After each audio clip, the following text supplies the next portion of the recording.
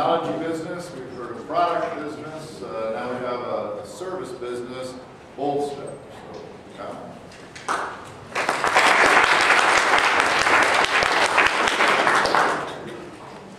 My name is Kyle Eastham. I'm the founder of Bold Step LLC. Imagine this, you read a news story about a woman who was raped on campus. The story goes on to say the attacker was not some random bad guy that just jumped out of the bushes, but rather two guys who had had a little too much to drink. The party got out of hand. The story describes the girl's injuries. She had a bloody nose, a dislocated shoulder, bruises from being held down. She tried to resist, but she'd been drinking some too. The story continues at the hospital, the examination, where they wouldn't let her take a shower to preserve evidence.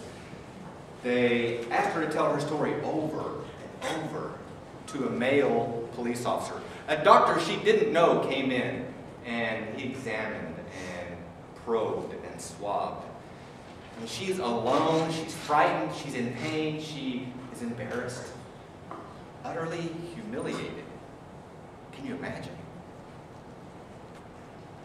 Now imagine that girl is your daughter, your niece.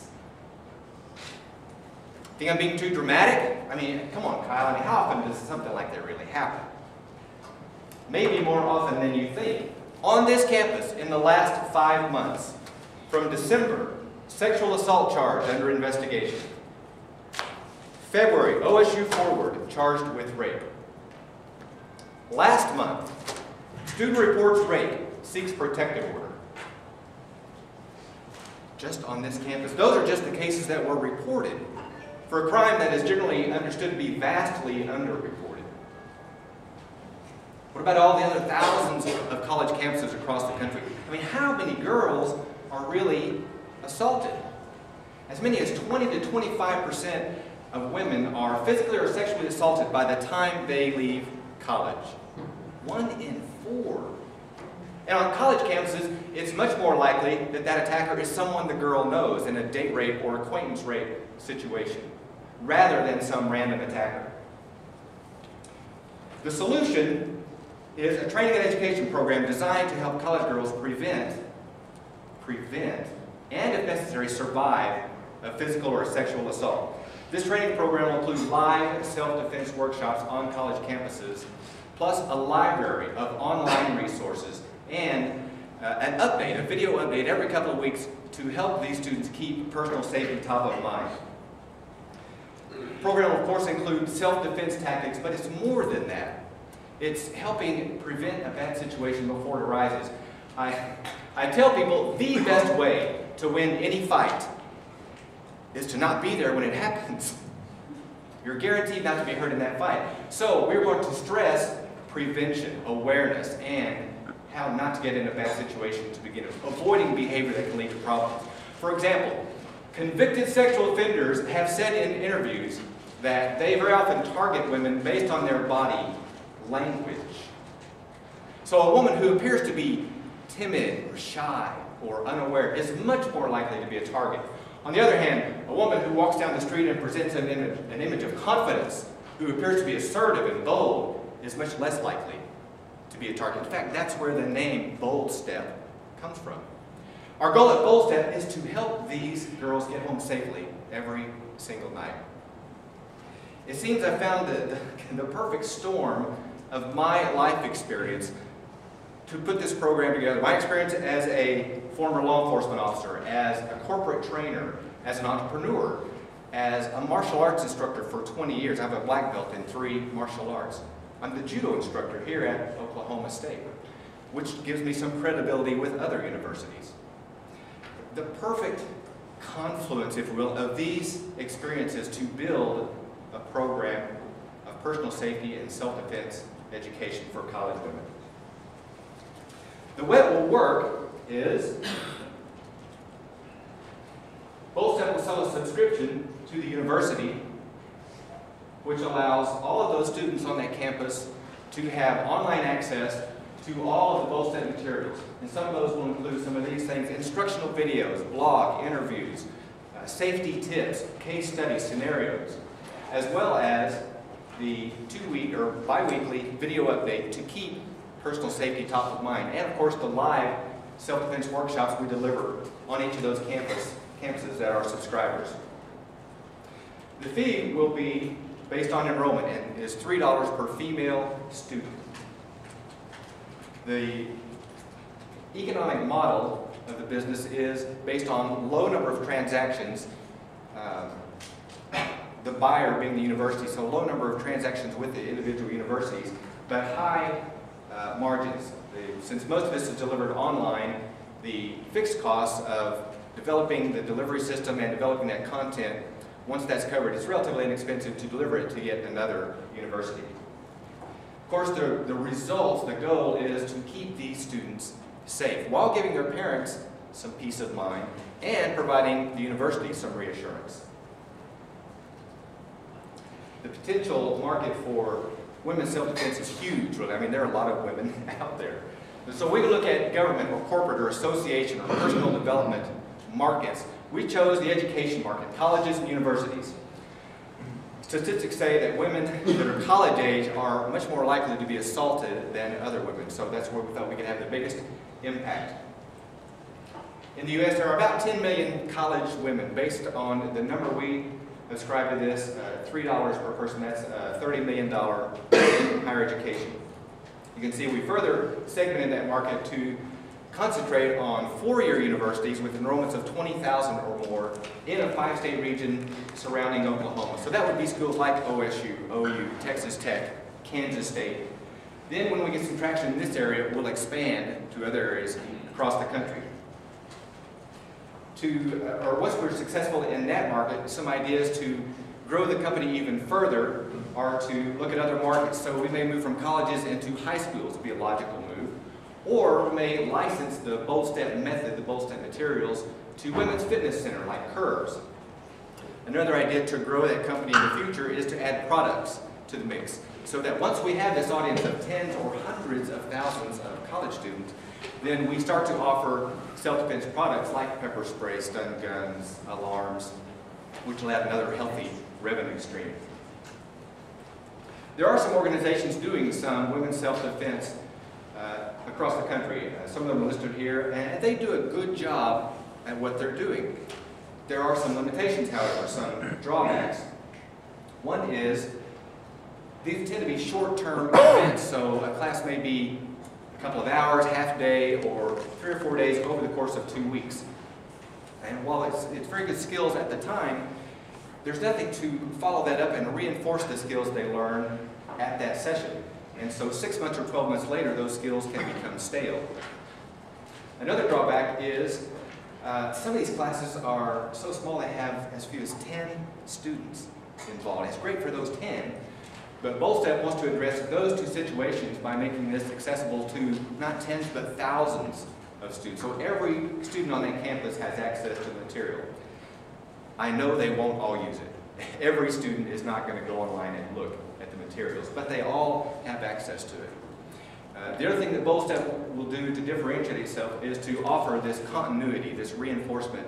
Trainers know that spaced repetition over time is a huge component of retention in learning. So that video update every couple of weeks will help that.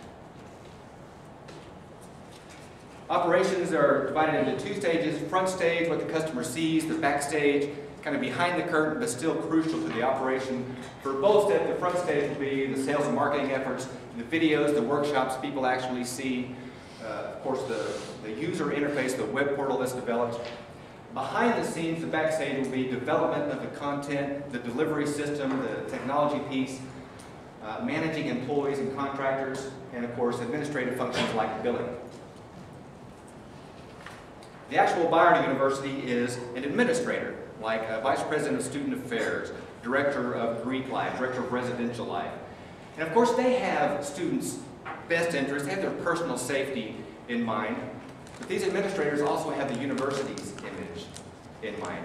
And when they see a headline like this, they know that that can affect student recruitment, donor relations, and just the general image of the university. So they're concerned for that as well. These administrators also know that students have, at times, brought a lawsuit against the university after they were assaulted, and won those lawsuits in some cases. So BoldStep can help a university in two respects. In that case, hopefully to prevent some of those assaults from happening in the first place. And secondly, if the university is brought into court, they can say, look, we have this complete personal safety education system that all students have access to, and hopefully reduce their exposure in a lawsuit. I spoke to an insurance underwriter, and he said, yes, BoldStep, or a program like BoldStep, could, not guaranteed, but it could reduce the insurance premiums for a university, because something like this shows good governance by the university. It shows they are concerned for student safety and they're trying to reduce their losses. So from an underwriter standpoint, that makes the university a better insurance risk. You see the buying process up here, selling process. Over on the left is where we start to let these buyers know that BoldStep is out there. That may be things like speaking at professional conferences, writing articles for their journals, publicity from demonstrations. That leads to follow-up. It may be providing some of the materials like the handout, the sample handout you got. That may lead to a campus visit, maybe a free seminar for students or staff, sample videos that we're going to be using. All this time building rapport, building a relationship with these buyers until we close the sale. Then being very deliberate about delivering great content, great value to the students and to the university, so that we can renew that contract year after year as more students cycle through the university. A couple of ideas to generate some buzz while we're talking about marketing. One is to have a drawing at each campus, so all of the students who are BoldStep users on that campus will be entered a drawing for a free iPad, preloaded with all of the BoldStep materials already on it at each campus. Another one we are going to do this fall at one of our pilot universities is to have a midnight workshop. One of the people in the dean's office said, you know, these kids don't even get back to their dorms until midnight. Why don't we do the workshop then? So I guess I'm going to try to stay up that late. We'll do a midnight workshop. So we are making some things happening. I delivered a paid workshop last week at a statewide conference here in Oklahoma. In June, I'm traveling to Virginia to speak at a national conference. We have a contract with OSU this fall to deliver 2 self-defense workshops for incoming freshmen at Welcome Week when they come in August. So we're excited about that. We do have some universities that have signed on for a beta test or to be pilot universities this fall where they get a free sample and I get to do a dress rehearsal to make sure all the technology works. Of course, hopefully we're going to convert them then into paying customers following year. The management team initially consists of me as the only full-time manager. I know this stuff, and I know how to teach it effectively. But I also know that I don't know everything, so I'm going to rely on my advisory board to offer some entrepreneurial experience, some technology experience in web design. Also, I have a student on the advisory board. She represents that end user, and really relying on her input as well. Of course, I'll rely on my outsourced contractors for professional web design, professional video production, and developing that online platform as well.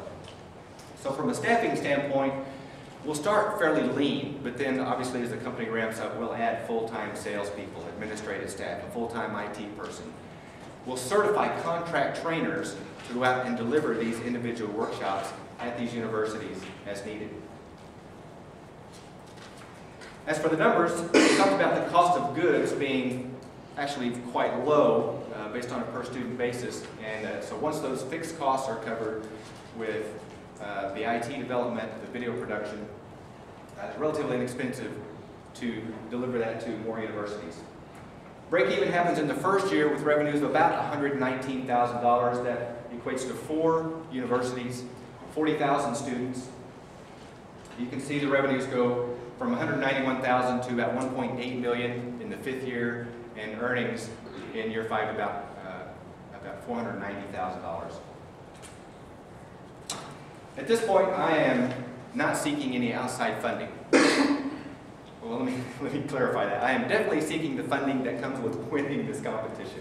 And that will be used for what we've just talked about, this IT development, this online platform, as well as professional video production. It's not going to be a YouTube thing I shot in the garage. As well as marketing costs. It shows an exit strategy. I'm certainly in no hurry to exit, but it's good to think ahead. I mean, I'm going to do this a while. I love teaching this. But an exit could be the sale of a company, which might be to one of our employees or Bold Step trainers down the road. It could be to a company like Safe International, who does this kind of training, but mainly for high school students in Canada. This might be a good expansion for them. It could be to a company that specializes in workplace safety. They want to move into personal safety. And again, from the pro formas, year 5 earnings is about $490,000. Using a multiple of 8 times, that would put a value of the company in that 5th year just under $4 million. I have a great opportunity to combine a great career with a great cause that I believe in. And I am all in. Win or lose. If I don't get the prize money, that's fine. I'm putting in my own money. $25,000 to go for what I just described. But I'm going to make this happen. So after finals next week, regardless of what happens, I'm going to be back working on another video project for this venture. I'm going to be back talking to an IT person again about exactly how this delivery system works. I'm going to be gearing up for our beta test with our pilot universities this fall. Let me just show you why I'm doing this. This next slide is an excerpt from an interview we did with a girl who was raped by someone she knew. Now, you won't see her face to protect her identity. It is the scariest thing telling your dad, who happens to be an OBGYN. He sees women, sees women as a doctor, and he has actually had cases where women have gotten pregnant and things like that from being assaulted. And so it was, I think, the scariest thing telling him. And then I think it was the hardest thing watching my mom cry. I think it was the hardest thing. Because all I could think about was, why did I drink? Why did I drink and put myself in that situation? Like, I know better. Why did I drink? I know better. Now, what happened to her is certainly not her fault, but you can hear the regret in her voice, right? She will live with this from now on. Now, unfortunately, I can't undo this. But there may be a 19-year-old college girl in Lawrence, Kansas, or College Station, or Stillwater, who goes to one of our workshops and she learns a technique that lets her fend off this bad guy. Or she watches this video and she decides, you know, I don't think I'm going to drink when I go to that party this weekend. Because I am not going to let something like that happen to me. And that girl could be your niece or your daughter. Be glad to answer any questions about Bold Step.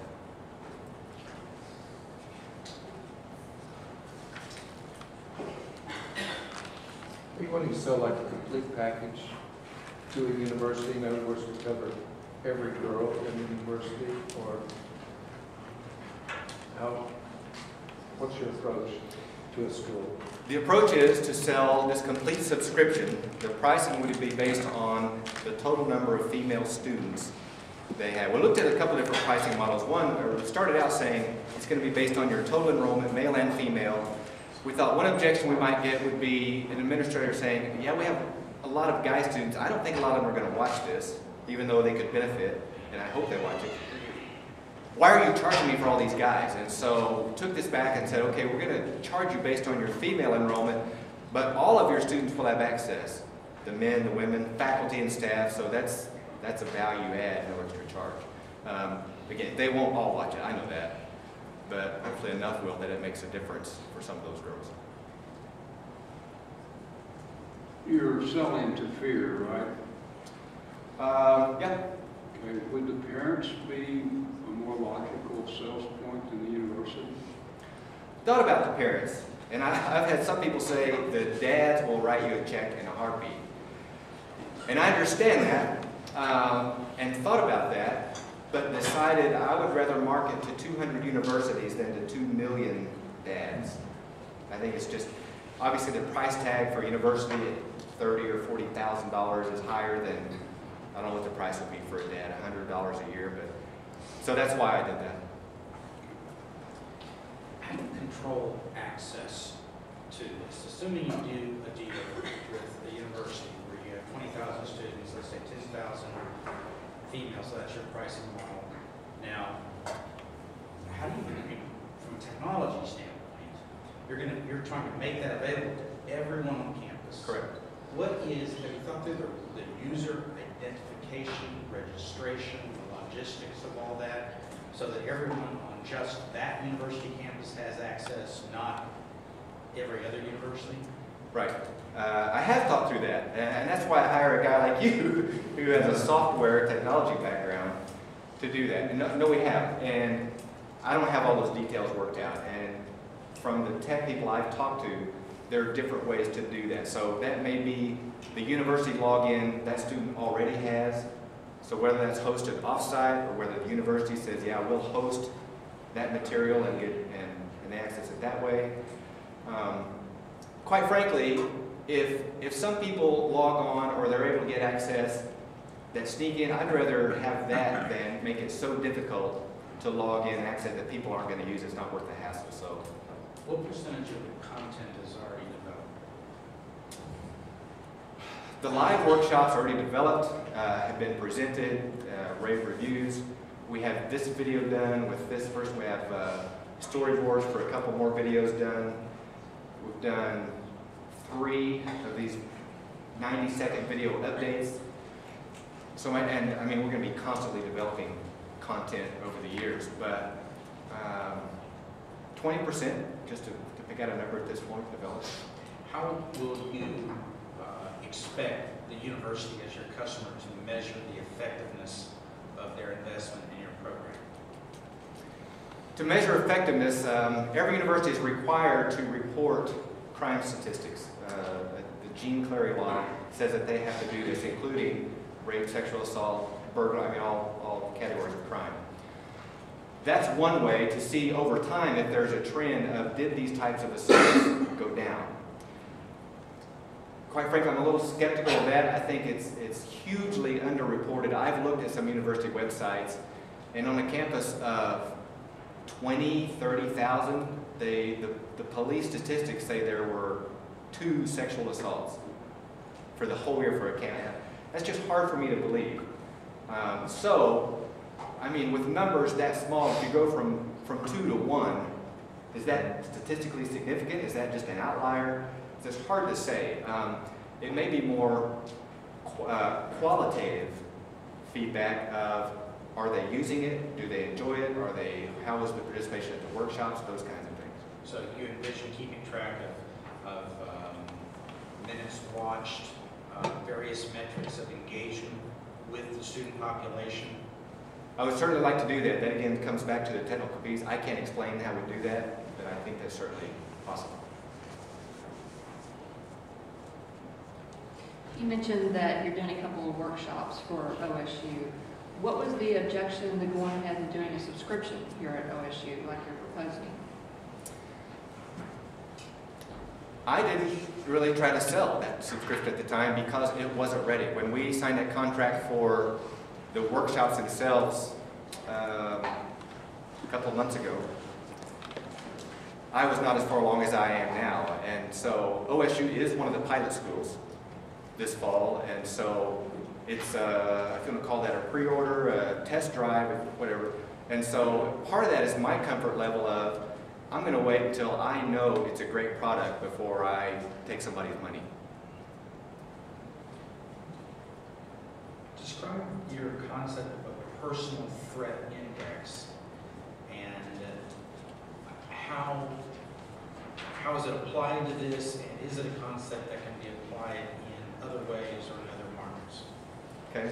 Personal threat index from the business plan is an index or a grade, if you will, that takes into effect different things like, and it could be any individual's circumstances. So based on their sex, their activities at the time, what time of day it is, are they with people, are they not, are alcohol and drugs present? All those things can contribute to how dangerous any particular situation is. So given the same set of circumstances, one person in a situation at noon is going to be a different threat index level than at midnight, or if alcohol is present or it's not. So it's a measure for someone to plug in, here's what I'm doing, and each of those are assigned a value. And so whether that's a scale of 1 to 10 or 1 to 100, if I know I plug in these variables and I've got a threat index of 90, maybe I better change who I'm going with. Are they going to be drinking? Is it a party? Is there, am I there by myself, or do I have friends to watch out for me? So, Is this something you've already developed though, or that it's in the process. It's not finished, but it's a model that we're developing so that students can look at this and gauge, or parents can look at this and gauge what the threat level is of any particular situation. Is this an anecdotally driven model, or is this a statistically verifiable model that you're trying to build? I don't have the statistics to back that up yet. Yeah. How will you get your foot in the door at these different universities? What do you do personally? How do I get my foot in the door? Yes, it's some of the things I described. So if you want a free sample, we'll come do a workshop for staff, for students. We'll send you a sample video to see how compelling this is, provide some of the statistics. So yeah, if I need to go to Lawrence or to Columbia to visit those universities, I'll be glad to do that. Speak at their conferences. I mean, every occupation has a professional association and a conference. I think I'm effective at that, of sending the message where they say, yeah, we need something like this, let's talk. Due to your robust margins, would you consider a discount? Would you consider the discount for the early adapters? I would consider that. I don't know yet what that number would be. But yes, I would consider that. In exchange for a reference, correct? Sure, great testimonials and a reference, absolutely.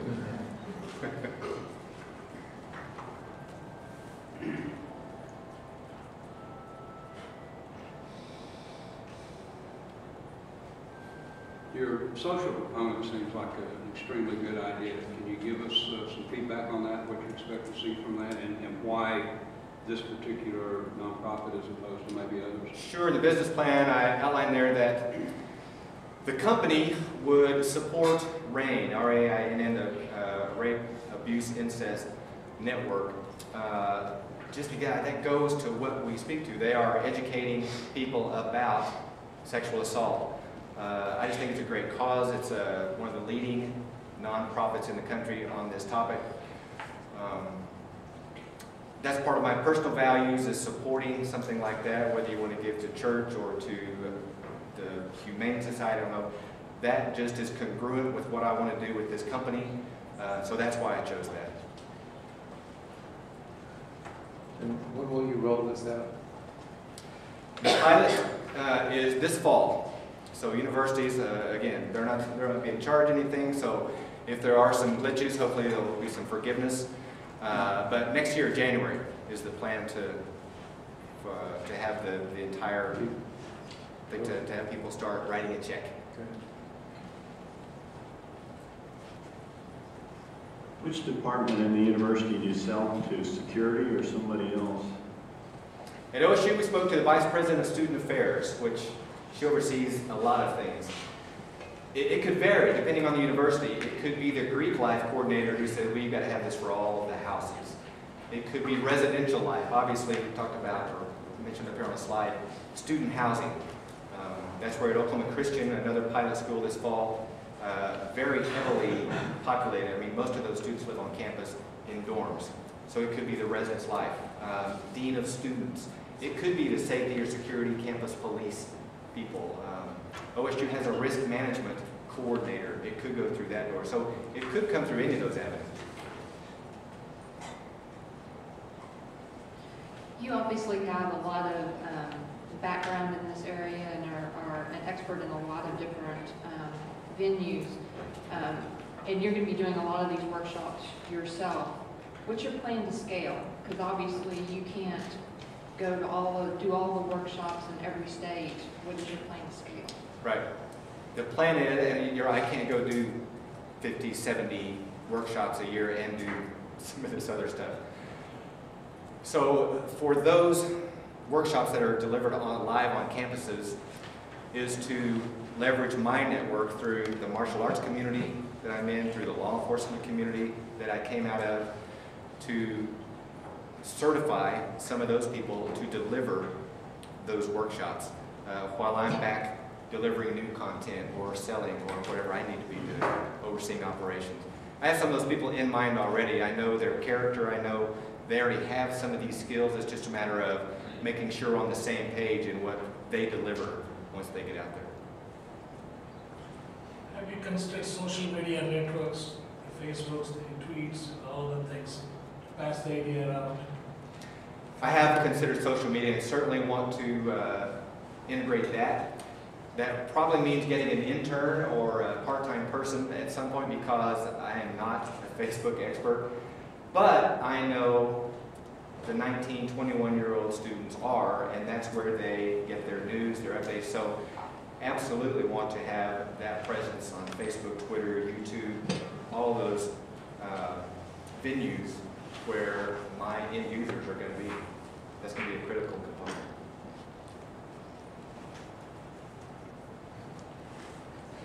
Any other questions, Travis? Thank you.